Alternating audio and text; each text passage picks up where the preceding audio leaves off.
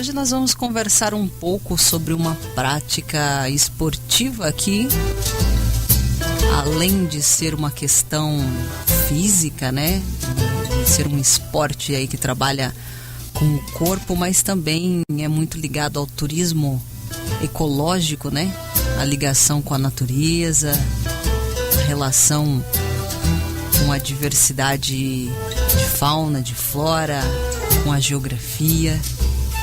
Vamos falar hoje sobre o montanhismo. E é para isso que a gente recebeu visita hoje aqui nos estúdios da Liberdade FM. Vamos conversar com Janaína Machado e também com o Jonas Machado. Bom dia, Jonas. Bom dia, Dani. Bom dia aos ouvintes da comunidade. Tudo bem contigo? Graças a Deus, tudo bem. O horário do almoço hoje deu uma falhada, né, para vir aqui conversar com a gente. Com certeza, não? Um prazer a gente estar aqui. Legal. Janaína Machado também, bom dia. Bom dia, Dani. Bom dia aos ouvintes. É um prazer estar aqui. Legal. A Janaína que também é professora, né? Também é prof. Isso, professora de História. Legal. Aqui estamos entre historiadores hoje, essa que é a verdade. Para falar sobre um esporte muito bonito, que não é muito popular, né, o montanhismo. Jonas, essa prática do montanhismo não é assim um esporte lá muito popular, né, entre as pessoas no geral. Quase ninguém pratica montanhismo, né? Nessa região aqui realmente não tem muitos, né? Mas em lugares onde que as montanhas tem maior índice de montanhas é mais comum, né? Minas, Rio de Janeiro, essas regiões assim tem mais montanhistas que essa região daqui, né? E o montanhismo, Janaína, também ele é, digamos assim, ele recebe o nome de montanhismo a partir também da altura, né, que se sobe. Tem que ter uma subida para ser montanhismo, né? Isso, ele tem um limite, né? Porque no Brasil não existe muitas montanhas altas, né? Existem os picos, os morros e algumas montanhas. Mas o nome se dá montanhismo justamente pela prática de conhecer as caminhadas, né, as trilhas das montanhas. Para a gente elucidar isso, a Janaína e o Jonas já subiram alguns morros, alguns picos aí, né? O primeiro foi o Pico do Paraná, ali na região de Curitiba, né, Jonas? Foi a primeira experiência assim de subir, de montanhismo mesmo, né? Foi, e uma das mais difíceis, né? O Pico do Paraná é o pico mais alto da região sul do Brasil, né? Ele tem um trajeto de quase 10 quilômetros de ida e, óbvio, de 10 para voltar. E além dessa subida, ainda tem subida e descida no próprio ir e voltar, né? Ele, para mim, foi uma das piores que eu fiz, umas mais, piores não digo, difíceis, né? Uhum. Porque tem essa questão, né? Ela sobe e desce constantemente. Então, ele é uma trilha difícil de se fazer, né? E tem as paredes que você tem que escalar, que às vezes você pega 200 metros de corda e você tem que se agarrar nas cordas e subir, né? São paredões em 90 graus. Então ali são os locais mais difíceis que você tem que fazer, né? Sim. Os paredões. Caiu ali, você tem grande chance de se machucar bastante.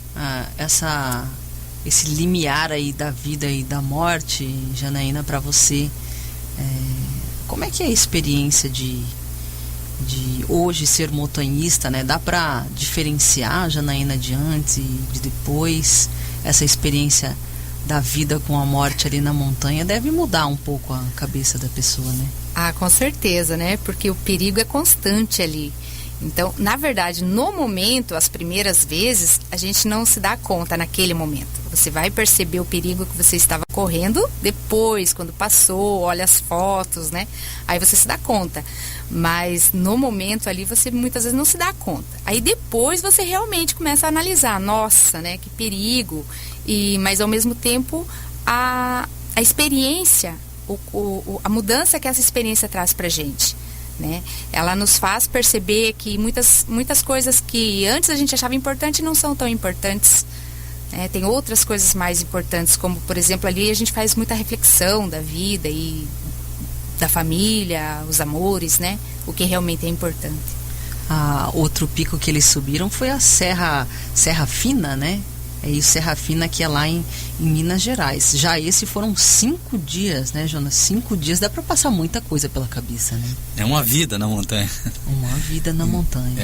Então, o Serra Fina dizem que é o mais difícil do Brasil, né?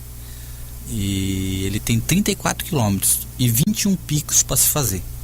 Então, dado esses 21 picos, né, 21 montanhas, dada a dificuldade que é. É por isso que ele é o mais difícil do Brasil. E como é que é a rotina, assim, quando vocês estão subindo? Tem uma direção, um mapa, e vocês vão seguindo aquilo.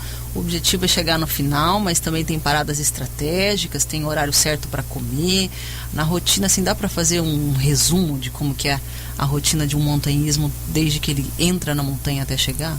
Nós um ano antes, nós estamos planejando tudo, né? Nós organizamos todas as paradas no mapa, que é dado, que a gente compra, na verdade. A gente comprou em Passa Quatro, Minas Gerais, que é a entrada, o pico do Serra Fina, tem um mapa. Geralmente outros usam outro tipo de caminho, de rota, de percurso. Vamos dizer assim, um modo de você se andar naquela montanha, né? Nós pegamos um mapa. Então o mapa, nesse mapa ele tinha local de camping, ele tinha local que era descida, subida, lugar onde tinha água. Então, através desse mapa, a gente fez a nossa estratégia. Vamos parar em determinada hora naquele local, perto de água, né?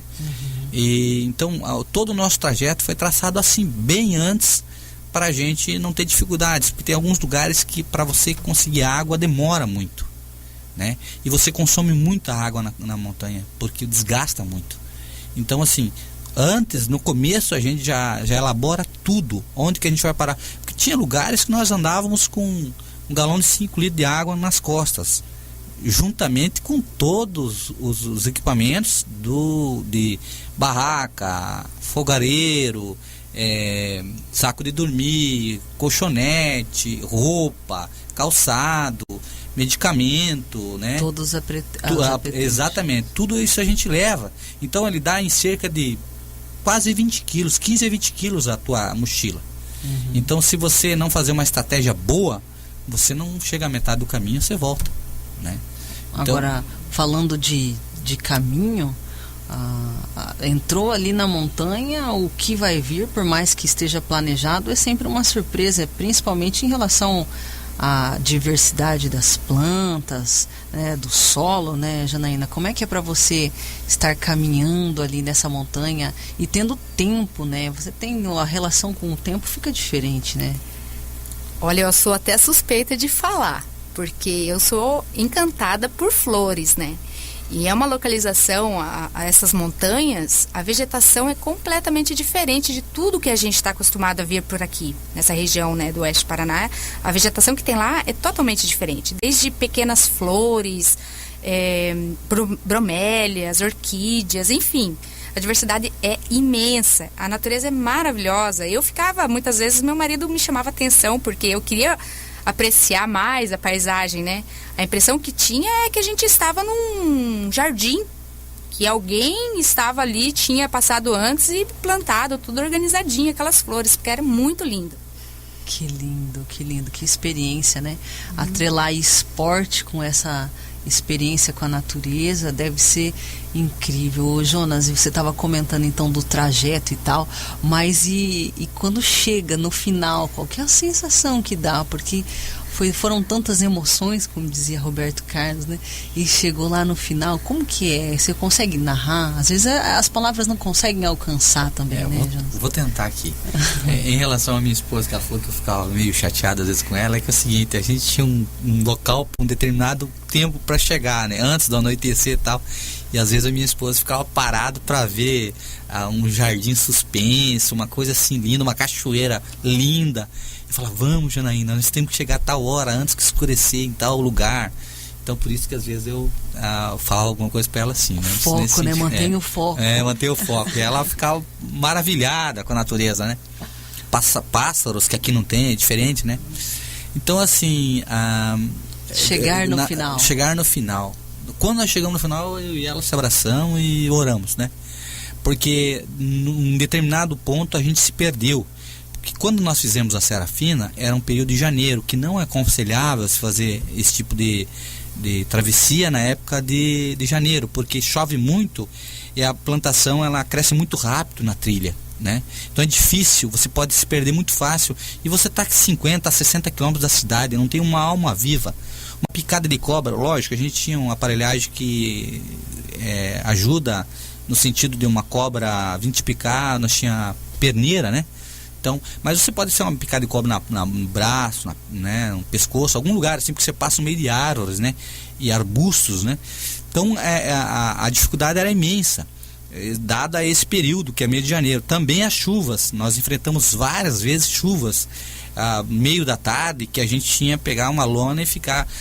Teve um dia que nós ficamos das 11h25 da manhã até as 7 horas da noite sentado numa pedra, eu e ela, com uma lona em cima, esperando a chuva passar. Daí quando foi 7 horas estava tudo escuro, a gente teve que acampar e dormir. Tem que ter esse respeito pela natureza também, né? Exatamente. Então assim, foi uma odisseia para nós, né? A gente se perdeu no Vale do Ruá, porque olhando de cima assim, as fotos do Vale do Ruá, ele tem um capim muito... parece rasteiro, mas não chega lá, ele tem 2 metros mais ou menos de altura, e nós temos 1,60 m. Agora, a sensação de viver isso aí é só realmente quem tá lá, né, para entender, para saber, né, como é que é. É uma sensação ímpar. Nós, por exemplo, nós saltamos de paraquedas também, né? Somos paraquedistas. E eu não consigo falar para uma pessoa como é que é. É só a pessoa indo lá e saltando, né? É uma coisa assim, uma adrenalina que você fica meia hora depois, você fica tremendo. Então, na montanha também teve sensações, nós tivemos sensações de medo, sensações de felicidade, sensações de às vezes até vontade de desistir, né? E no final, como tu falou, quando chegamos no final que nós vencemos, né?